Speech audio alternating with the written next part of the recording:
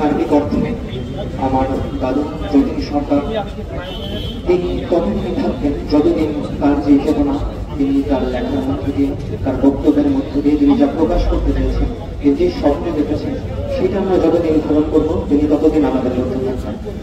হারানো বলতে শুধুমাত্র তাকে আমরা হারিয়েছি বাস্তবিক অর্থ বা বস্তু জগতে আমরা তাকে হারাতে পারি, কিন্তু তার চেতনাকে যদি আমরা ধরে রাখতে পারি, চৈতন্য জগতে যদি আমরা তাকে ধরে রাখতে পারি, অন্তত যাতে চৈতন্য জগতে আমরা তাকে না হারাই, সেটাই আমাদের মানে চূড়ান্ত কাম্য। এবং সার্বিক অর্থে ওনার যে চেতনা রাজনৈতিক ভাবে, সামাজিক ভাবে, দার্শনিক প্রেক্ষাপটে, শিক্ষাগত প্রেক্ষাপটে ওনার যে আদর্শ, ওনার যে মতাদর্শ, সেই মতাদর্শের উপর ভিত্তি করে আমরা যদি বৈষম্যহীন, প্রগতিশীল এবং মানবিক একটি বাংলাদেশ প্রতিষ্ঠা করতে পারি, তাহলে সার্বিক অর্থে ওনার চেতনাকে ধারণ করা হবে এবং বস্তু জগতে ওনাকে হারাবো, চৈতন্য জগতে আমরা তাদেরকে হারাবো। চৈতন্য জগতে যতীন সরকার আমাদের সাথে চিরকাল থাকবেন, এটাই আমাদের কামনা।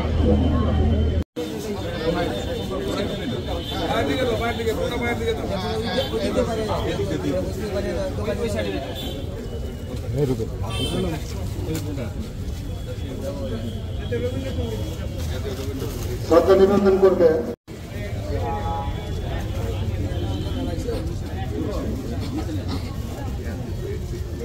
যতীন সরকারের প্রিয় নাতি শাগনিক এখানে উপস্থিত আছে। শাগনিক তার দিদি, তার দাদুর স্মৃতির প্রতি শ্রদ্ধা জানিয়ে কিছু কথা বলবেন।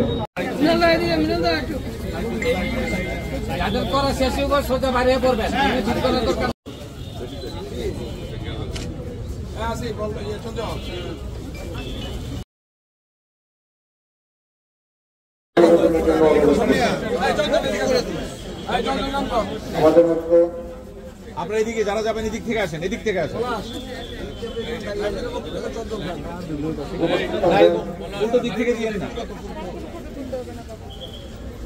এবার সরকার নিবেদন করবে নারী প্রগতি সংগঠন ওদিক থেকে পিছন দিয়ে আসেন। হ্যাঁ, আমরা দেখতে পাচ্ছি ইতিমধ্যে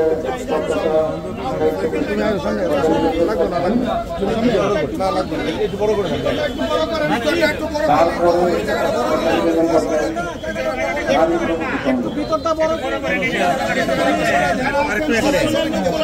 যেতে হবে না।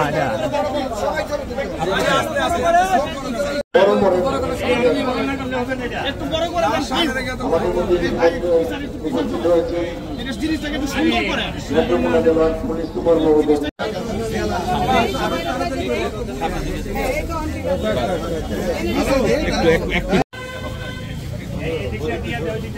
নেত্রকোনা সাহিত্য সমাজের সভাপতি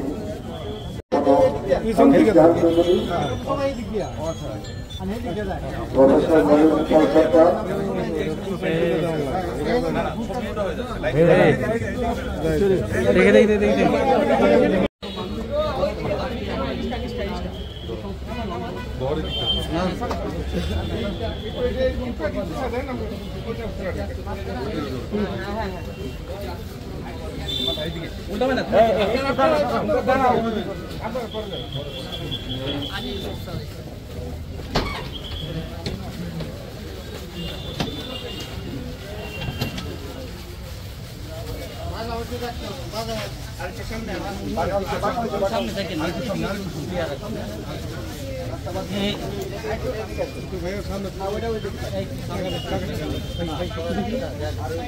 তারা শ্রদ্ধা নিবেদন করবেন।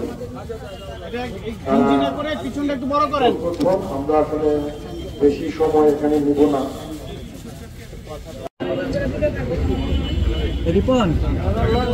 যতীন স্যার একটি জ্ঞান ও রাষ্ট্র খুলে বসেছিলেন, তো তিনি মানুষকে জ্ঞান বিতরণ করে গেছেন। নেত্রকোনাবাসীর পক্ষ থেকে তা শক্তিতে পরিণত হবে এই প্রত্যাশা রাখছি। তার চিন্তার জগৎ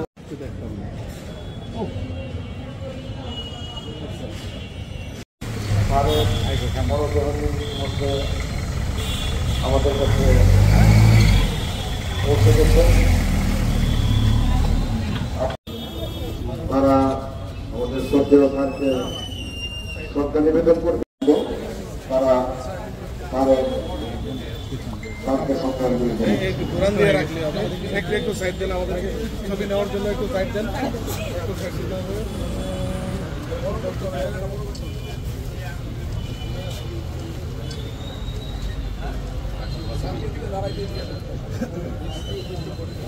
সবাই একটু কষ্ট করে একটু বড় করি, সবাই কষ্ট করে একটু বড় করি আমরা সবাই আমি আনন্দ অনুরোধ করছি তারা এসে শ্রদ্ধা জানিয়ে যান। মোদিজি কর্মী যারা আছেন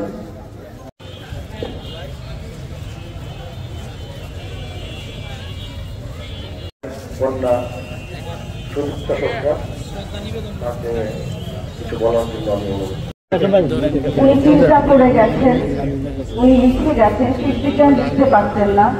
উনি সব আসলে মানুষের হাতে তো সব থাকে না। উনি সবসময় বলতেন যতীন সরকার সারা জীবন বেঁচে ছিলেন, আমিও বেঁচে থাকতে চাই, আমি শুধু জীবিত থাকতে চাই না। কিন্তু আসলে শেষ কয়েকটা মাস বাপুজি শুধু জীবিতই ছিলেন। আমাদের আসলে দুর্ভাগ্য, বাপুজি তার ইচ্ছাটা পূরণ করতে পারলেন না। তার বেঁচে থাকার ইচ্ছা ছিল, উনি শেষ কয়েক মাস সত্যিকার অর্থে বেঁচে ছিলেন না। তারপরে আমি আমার সাধ্য মতো চেষ্টা করে গেছি। গত 2.5 মাস ধরে আমি বাপুজিকে নিয়ে ঢাকা ময়মনসিংহ করেছি। আমি চেয়েছি বাপুজিকে সুস্থ করে নিয়ে আসতে, কিন্তু আসলে হয়নি। আমরা আসলে প্রকৃতির কাছে বাধা অনেক ক্ষেত্রে। আপনারা সবাই আমাদের পরিবারকে শুভকামনায় রাখবেন। আসলে আমাদের পরিবার কি হারিয়েছে এটা শুধু আমরাই বুঝতে পারছি। আমার বাবার একটা আফসোস ছিল যে আমার নাতিগুলিকে যদি আমি আরেকটু বড় করে যেতে পারতাম, এটা আমারও আফসোস। আমার বাচ্চাদেরকে বাপুজি খুব বেশি দিন তার পরিচর্যা রাখতে পারলেন না। যাই হোক, আমরা চেষ্টা করে যাব। আমার বড় ছেলে যেরকম বলল যে আমরা চেতনায় বাবাকে ধারণ করব, তার আদর্শ, তার রাজনৈতিক মতাদর্শ, তার শিক্ষা, তার মানে সার্বিক অর্থে তার জীবন দর্শন যদি আমরা আমাদের চেতনায় ধারণ করতে পারি, তাহলেই তাকে আমাদের প্রকৃত শ্রদ্ধা জানানো হবে। সবাই আমাদের জন্য শুভকামনা করবেন, বাবার জন্য শুভকামনা করবেন।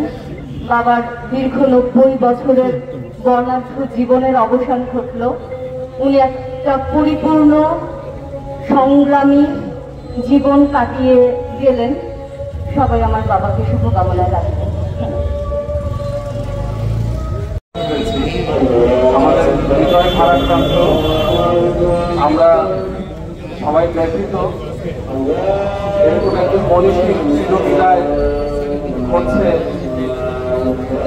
ন্যায্য করার জন্য তথা বাংলাদেশের জন্য চরম বেদনার বিষয়। তো এই মুহূর্তে আসলে আমার বলার কিছু নেই। আমি এটাই বলবো যে আমরা শ্রদ্ধেয় যতীন সরকারের আদর্শকে, শ্রদ্ধেয় যতীন সরকারের চেতনাকে, তার ভাবনাকে আমরা যেন ধারণ করি। আমরা যেন যে বাণী উনি প্রচার করেছেন, ওনার জীবনে উনি যে জ্ঞানের আলো ছড়িয়েছেন, যে চেতনার আলো। কারিগরি কলেজ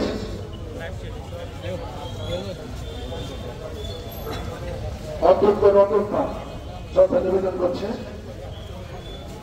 আমরা লক্ষ্য করছি নেত্রকোনা জেলা প্রশাসক মহোদয়ের পক্ষে নেত্রকোনার অতিরিক্ত জেলা প্রশাসক জেলা রাফিকুজ্জামান স্যার আসছেন এবং আমাদের পৌরসভার পক্ষ থেকে পৌর প্রশাসক আমাদের সর্বজন শ্রদ্ধেয় অধ্যাপক যতীন সরকার।